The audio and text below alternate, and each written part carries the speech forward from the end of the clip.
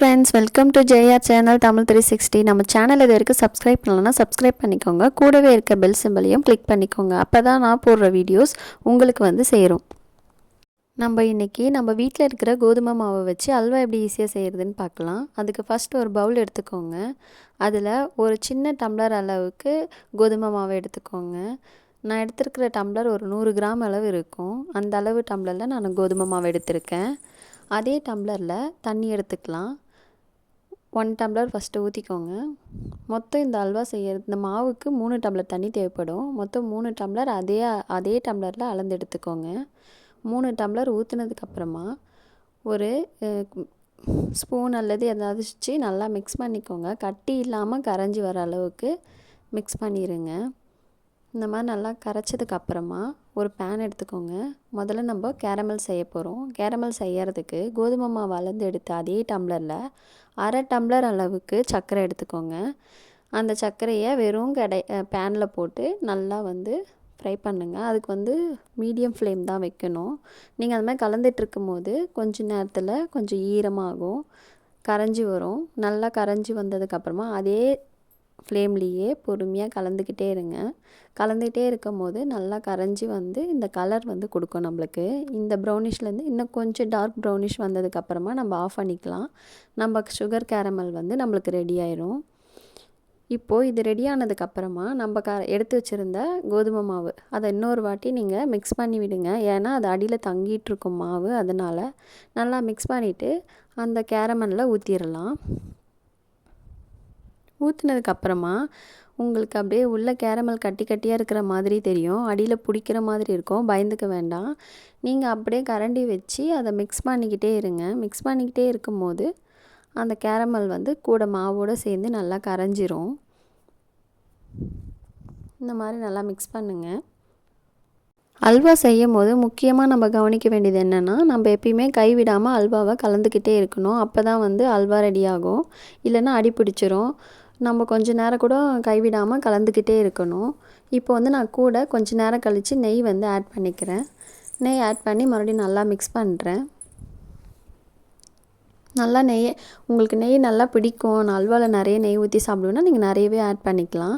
இது மாதிரி அடிக்கடிக்கு கூட நீங்கள் நெய் ஆட் பண்ணி மிக்ஸ் பண்ணிகிட்டே இருக்கும் போது கேரமல் இந்த மாவோடு நல்லா மிக்ஸ் ஆகி இந்த கலர் நம்மளுக்கு அல்வா கலர் வர ஆரம்பிச்சிரும். இப்போ நல்லா மிக்ஸ் பண்ணிக்கிட்டே இருங்க. கூட நெய் ஆட் பண்ணி மிக்ஸ் பண்ணிக்கிட்டே இருங்க. நான் ரொம்ப வீடியோ லென்த்தாக போகுன்றதுனால காமிக்கல. இந்த மாதிரி நல்லா கட்டி பதம் வர வரைக்கும் நல்லா மிக்ஸ் பண்ணுங்கள். நெய் உங்களுக்கு நிறைய பிடிக்குன்னா நீங்கள் அதிகமாகவே சேர்த்துக்கலாம். அதனால் எந்த ஒரு பிரச்சனையும் இல்லை. இந்த மாதிரி நெய் சேர்த்து நல்லா மிக்ஸ் பண்ணிக்கிட்டே இருங்க கைவிடாமல். நல்லா கட்டி பதமாக வரணும். அது மாதிரி நம்ம பேன்லேயே ஒட்டக்கூடாது. அந்த மாதிரி வந்தால் தான் இதோட கன்சிஸ்டன்சி கரெக்டாக இருக்குதுன்னு அர்த்தம். இப்போ பாருங்கள், இந்த அளவுக்கு கட்டிப்பட்டு வந்திருக்கு. இப்போ நான் மிக்ஸ் பண்ணும்போது இப்போ உங்களுக்கே தெரியும், பேனில் அந்த அளவுக்கு ஒட்டலை, ஒட்டாமல் நல்லா பிரிஞ்சு வருது.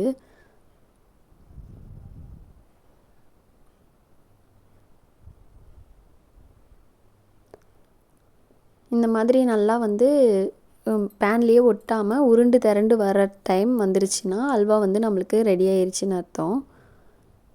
இப்போ உங்களுக்கு இந்த டைம் இன்னும் கூட நெய் தேவைப்படுது அப்படின்னா நீங்கள் நெய் நிறைய ஊற்றிக்கலாம்.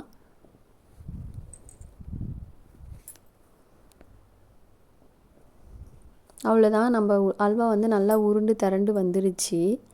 இப்போ பாருங்கள், நான் இதை கொஞ்சம் உங்களுக்கு அள்ளி காமிக்கிறேன். எப்படி இருக்குன்னு பாருங்கள். நல்லா நம்மளுக்கு மெல்ட்டாகவும் இருக்கும், ரொம்ப திக்காகவும் இருக்காது.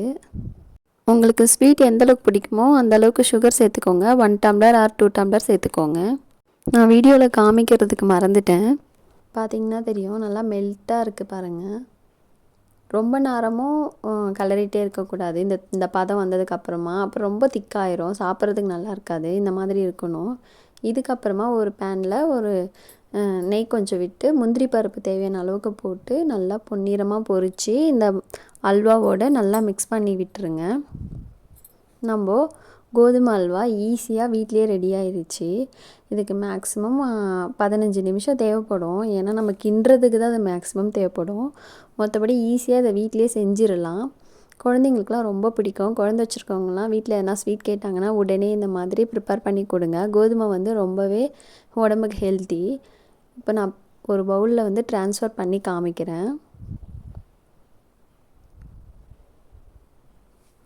பார்க்குறதுக்கே வாயில் எச்சில் ஊறுது.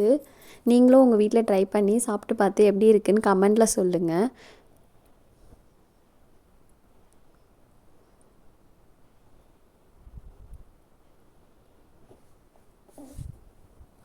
இந்த வீடியோ உங்களுக்கு பிடிச்சிருந்ததுன்னா லைக் பண்ணுங்கள், ஷேர் பண்ணுங்கள், கமெண்ட் பண்ணுங்கள், சப்ஸ்கிரைப் பண்ணுங்கள். கூடவே இருக்கிற பெல் சிம்பலையும் கிளிக் பண்ணுங்கள். அப்போ தான் நான் போடுற குக்கிங் வீடியோஸ் புதுசாக உங்களுக்கு வந்து சேரும். தேங்க்ஸ் ஃபார் வாட்சிங்.